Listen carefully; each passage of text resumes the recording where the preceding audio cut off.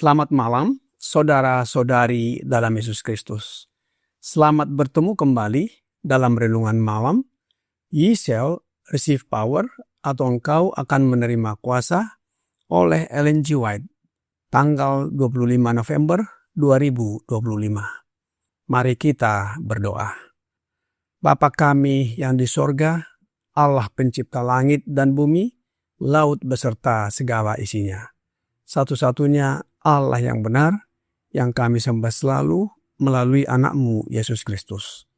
Kami bersyukur dan berterima kasih atas penyertaan dan perlindungan Bapa sepanjang hari dalam seluruh aktivitas dan pekerjaan kami. Saat ini kami siap mendengarkan firman-Mu melalui renungan malam. Mohon kehadiran Roh anak-Mu Yesus Kristus dalam hati kami, sehingga kami mengerti firman-Mu dan menghidupkannya.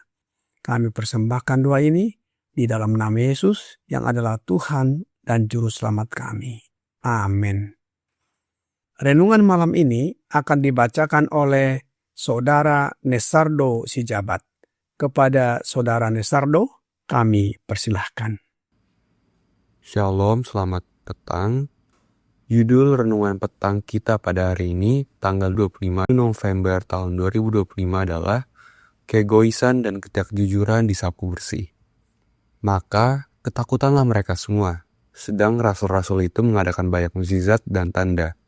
Dan semua orang yang telah menjadi percaya tetap bersatu, dan segala kepunyaan mereka adalah kepunyaan bersama, dan selalu ada dari mereka yang menjual harta miliknya, lalu membagi-bagikannya kepada semua orang sesuai dengan keperluan masing-masing. Kisah Para Rasul 2 ayat 43-45. Bukanlah karena kekikiran Allah sehingga terjadi kekurangan Roh Kudus di gereja-gereja kita. Kekurangan ini hanya gereja-gereja yang dapat mengubahnya. Allah berfirman kepada umat-Nya, bangkitkan dan ciptakan minat akan hal-hal yang kudus. Di manakah iman kita? Di mana kita mempertahankan hubungan yang benar dengan Yesus Kristus? Apakah kita mengikutinya dalam penyangkalan diri dan keteguhan? Apakah kita berbicara kebenaran dengan pengertian? Ketika Allah mencurahkan rohnya ke atas gereja-gereja, mereka akan menghasilkan buah bagi kemuliaannya. Pedang roh yang baru dihasilkan kuasa akan memotong kedua arah. Di kebun anggur Allah ada pekerjaan sungguh-sungguh yang harus dilakukan. Pesan malaikat ketiga harus dikumandangkan dengan suara nyaring ke seluruh negeri. Setiap sisa bisnis yang melahirkan ketidakjujuran, setiap helai keegoisan, harus disapu bersih oleh hujan akhir. Semua penyembahan berhala harus dimusnahkan. Hendaknya setiap mezbah dirobohkan, kecuali mezbah yang menguduskan pemberian dan pemberi, salib Kalvari. Wilayah baru akan ditambahkan ke dalam kerajaan Allah. Lahan-lahan baru kebun anggur moral akan digarap sebagai taman Tuhan. Kehormatan hukum Allah akan ditegakkan di hadapan dunia-dunia yang belum jatuh, di hadapan alam semesta surgawi, dan di hadapan dunia yang telah jatuh. Penganiayaan yang paling pahit akan datang, tetapi ketika Sion bangkit dan mengenakan pakaiannya yang indah, ia akan bersinar dalam keindahan kekudusan. Allah merancang kita untuk memiliki lebih baik hidup dan lebih baik kuasa, karena kemuliaan Allah telah bangkit atas gereja. Jika kebenaran diterima, kemandulan yang tidak sedap dipandang tidak akan terus ada. Firman Kristus adalah hidup yang kekal bagi penerimanya.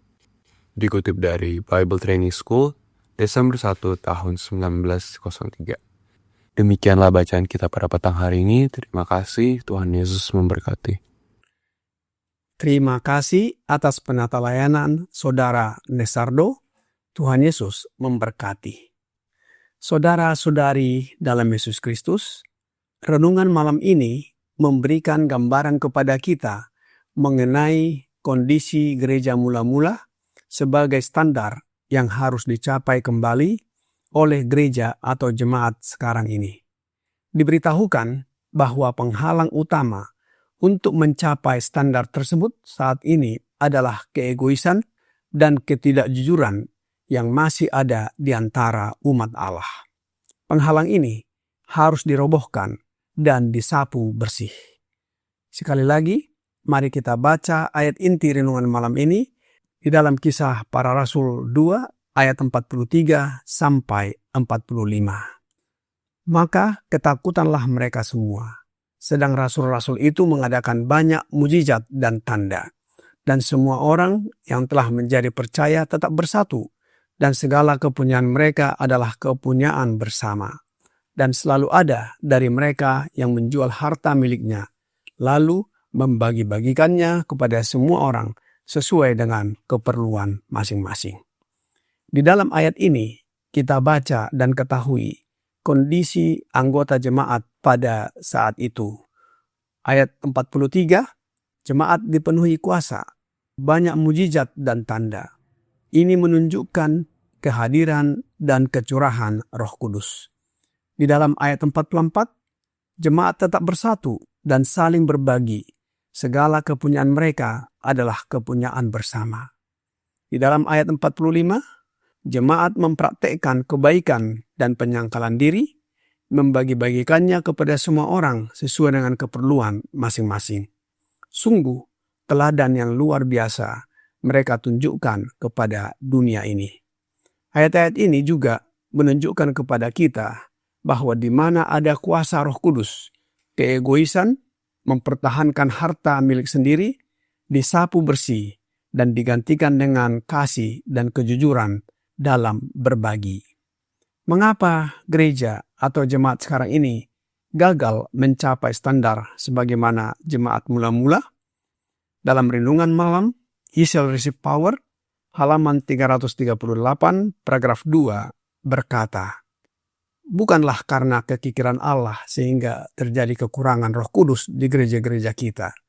Kekurangan ini hanya gereja-gereja yang dapat mengubahnya.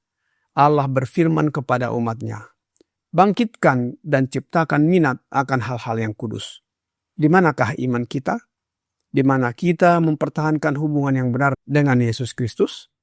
Apakah kita mengikutinya dalam penyangkalan diri dan keteguhan? Apakah kita berbicara kebenaran dengan pengertian? Ketika Allah mencurahkan rohnya ke atas gereja-gereja, mereka akan menghasilkan buah bagi kemuliaannya. Pedang roh yang baru diasah dengan kuasa akan memotong kedua arah. Bila mana kita lihat mengapa standar gereja mula-mula tidak dapat dicapai sekarang ini, bukanlah karena kekikiran Allah sehingga terjadi kekurangan Roh Kudus di gereja-gereja. Masalahnya ada pada sisi anggota jemaat atau umat, yaitu keegoisan dan ketidakjujuran yang berakar dalam sisa bisnis dan penyembahan berhala. Hal-hal ini harus disapu bersih oleh hujan akhir, di mana kita pelajari sebelumnya bahwa hujan akhir adalah pencurahan Roh Kudus sebelum kedatangan Yesus Kristus yang kedua kali. Oleh sebab itu, umat harus menerima Roh Yesus dalam hati dengan iman, mengaku dosa dan bertobat. Anggota jemaat akan bersinar dalam keindahan kekudusan ketika kemandulan yang tidak sedap dipandang akibat dosa-dosa, keegoisan, dan ketidakjujuran tersebut dihilangkan. Bagaimana caranya agar keegoisan dan sifat daging ini dapat dihilangkan atau dimatikan di dalam diri anggota jemaat sekarang ini? Rasul Paulus menasehatkan di dalam Galatia 5 ayat 16, Roma 8 ayat 13, dan Filipi 2 ayat 3 dan 4 berkata, maksudku ialah, hiduplah oleh roh, maka kamu tidak akan menuruti keinginan daging. Sebab jika kamu hidup menurut daging, kamu akan mati. Tetapi jika oleh roh, Tetapi jika oleh Roh kamu mematikan perbuatan-perbuatan tubuhmu, kamu akan hidup. Dengan tidak mencari kepentingan sendiri atau puji-pujian yang sia-sia. Sebaliknya, hendaklah dengan rendah hati yang seorang menganggap yang lain lebih utama daripada dirinya sendiri. Dan janganlah tiap-tiap orang hanya memperhatikan kepentingannya sendiri, tetapi kepentingan orang lain juga.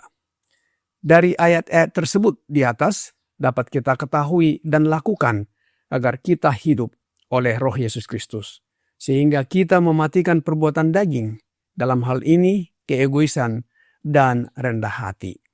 Mematikan ketidakjujuran dan kembali kepada kebenaran, Rasul Paulus menasihatkan di dalam Efesus 4 ayat 25 dan Kolose 3 ayat 10 berkata, "Karena itu, buanglah dusta dan berkatalah benar seorang kepada yang lain, karena kita adalah sesama anggota.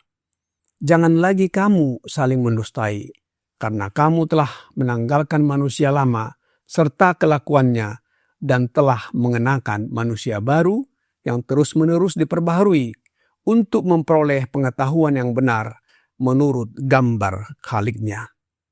Dengan kuasa Roh Yesus dalam hidup kita, dusta akan disingkirkan atau ketidakjujuran akan disingkirkan dan kita dibaharui menurut gambar atau karakter Allah dan Yesus Kristus. Oleh sebab itu, Rasul Petrus memanggil untuk hidup kudus dalam seluruh hidup kita yang mencakup penghapusan dosa-dosa seperti keegoisan dan ketidakjujuran. Di dalam suratnya, 1 Petrus 1 ayat 15 dan 16 berkata, "Tetapi hendaklah kamu menjadi kudus di dalam seluruh hidupmu, sama seperti Dia yang kudus, yang telah memanggil kamu, sebab ada tertulis, kuduslah kamu, sebab aku kudus."